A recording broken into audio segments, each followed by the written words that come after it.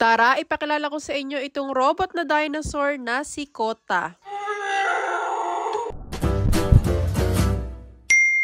Noong nakaraang araw ay naglalaro ang twins sa garden. Kanina pa nga naghihilahan yung dalawang yan at hindi na malaman kung ano ba ang gagawin. Muntikan pa nga matumbay ang dalawang yan. Dadalawa na nga lang sila, aba ay mag-aaway pa. Maya-maya may nakita kaming dinosaur dito sa garden. Charot. A dinosaur! Ayaw nga nilang iwan sa garden, kaya naman inakit ko pa talaga ito ng bahay. And ito nga pala si Kota the Triceratops. Super cute talaga ni Kota at gustong-gusto niya pag hinahawakan yung kanyang chin. Madami kasing sensor tong robot na Triceratops na to. At madami nga siyang kayang gawin. At bukod dyan, kumakain din siya. At dahil herbivore ang Triceratops, dahon lang ang kinakain ni Kota.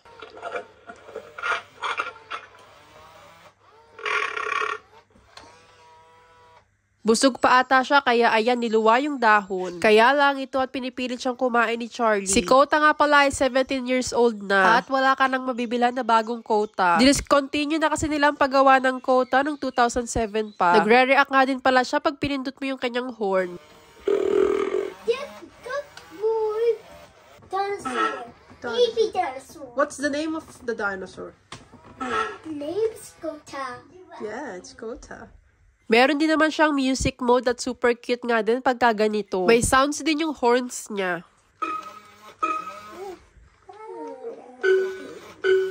O diba nakakalibang talaga kasi ang dami niyang pwedeng gawin.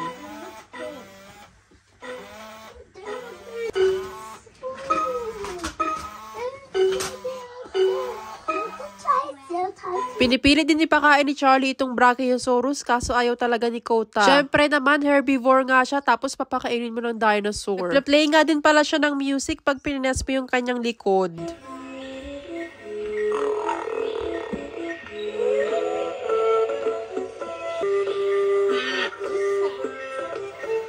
Madami ding iba't ibang music yung piniplay ni Kota. Eto nga at tinatry din ni Charlie kaso kailangan talaga medyo malakas yung pagkakapush.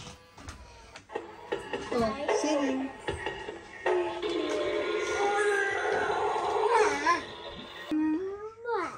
Love na love talaga ni Charlie itong si Kota. Hindi nga ako sure kung meron ba nito sa Philippines. Kasi naman, Diyos ko, paano namin iuwi ito sa Pilipinas? May stomping sounds nga din pala siya pagka tuloy-tuloy yung pag-push.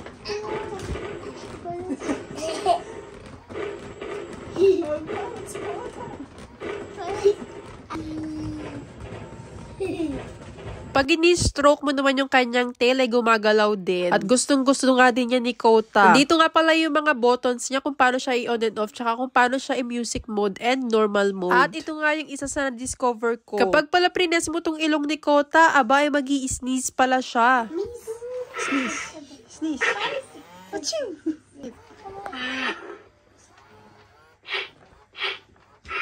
Yun nga lang, mukhang sisipunin itong si Kota dito kay Charlie kasi pisil ng ilong. Nagre-respond nga din pala siya pag tinawag mo siya sa kanyang name. Hi, Kota.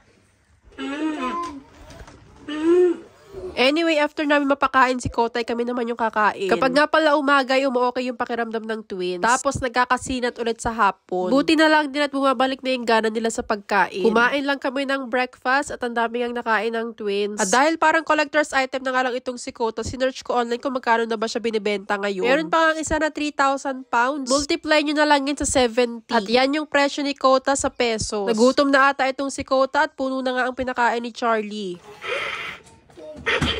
Cute na cute talaga ako dito kay Kota pagka nag-sneeze siya. O, diba? Parang mas ako naman yung natutuwa sa Triceratops na to. It's so cute.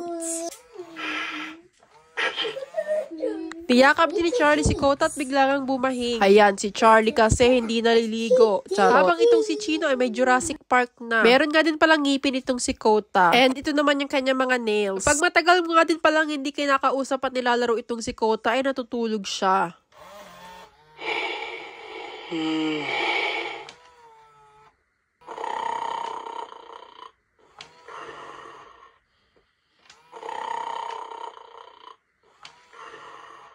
Ayun nga lang, sobrang lakas naman ng paghilik niya. Kaya naman ito at ginising ko na lang ulit siya. Goodbye na muna kayo kay Kota. See you sa next vlog. Bye!